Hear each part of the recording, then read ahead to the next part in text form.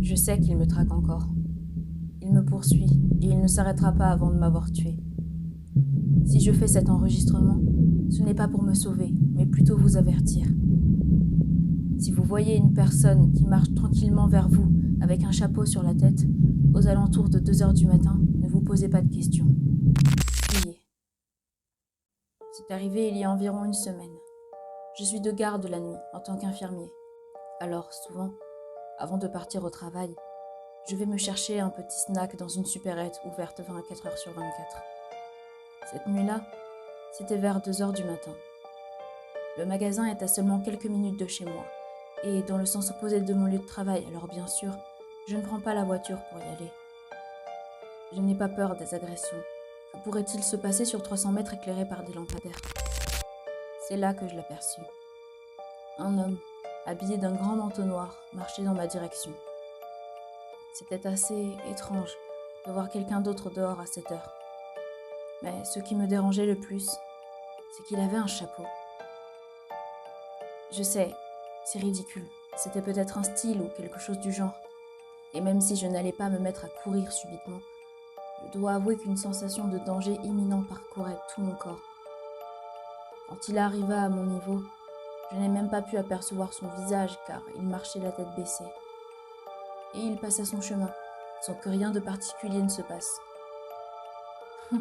Ça ne servait à rien de se faire des frayeurs juste parce que je rencontrais quelqu'un aussi tard.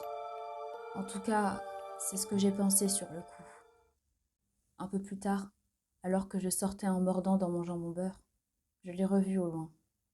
J'ai directement reconnu son chapeau, son long manteau noir.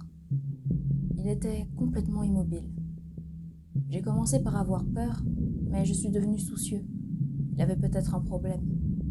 Alors, je me suis avancée vers lui, essayant de paraître confiant, et posé ma main sur son épaule en lui demandant si tout allait bien. Il s'est retourné vers moi, et j'ai fait 2 pas en arrière.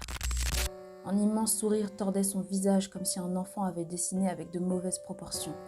Ses yeux semblaient briller de malveillance dans le noir. Il ne répondait pas. Un silence pesant tombait sur mes épaules, et j'avais l'impression qu'il me fixait depuis de longues minutes, alors que ça ne faisait que quelques secondes. Cette fois-ci, et trop tardivement peut-être, j'ai décidé d'écouter mon instinct. Je me suis mis à sprinter le plus vite possible sans me retourner. Heureusement, je ne l'entendais pas courir derrière moi, ce qui me rassurait un peu. J'ai sauté dans ma voiture et démarré et replacé mon rétroviseur. Il était toujours là, immobile, à me regarder en souriant. J'avais des sueurs froides. Je suis partie sans attendre une seconde de plus. J'ai décidé de ne plus jamais aller à cette supérette à cette heure-ci. Mais les problèmes ne s'arrêtaient pas là. Cet homme, s'il est humain, ne comptait pas se contenter de la petite frayeur qu'il m'avait fait subir. Je me fais constamment réveiller par des frappements à la porte, à 6h56 du matin, très exactement. J'ai peur de sortir de chez moi pour aller travailler la nuit, et je cours toujours jusqu'à la portière pour démarrer en trombe. Mais mon angoisse est toujours grandissante. J'ai la constante impression qu'il est derrière moi. J'ai l'impression de le voir dans les couloirs de l'hôpital. Quand un collègue me sourit, j'ai les larmes aux yeux. J'avais accumulé tellement de stress que c'était devenu insupportable. Alors, j'ai pris un congé maladie et je fais maintenant livrer les courses à domicile. Je fais des insomnies. Et toutes les nuits, sans exception, je l'entends toquer à la porte à 1h56, comme s'il était là, juste derrière, comme s'il me souriait. Sa présence est presque palpable. J'ai l'impression de devenir fou. Je ne m'alimente plus, je ne dors plus, je ne vois plus personne. Je sais qu'il attend que je sois suffisamment affaiblie pour m'attaquer, et je serai incapable de me défendre.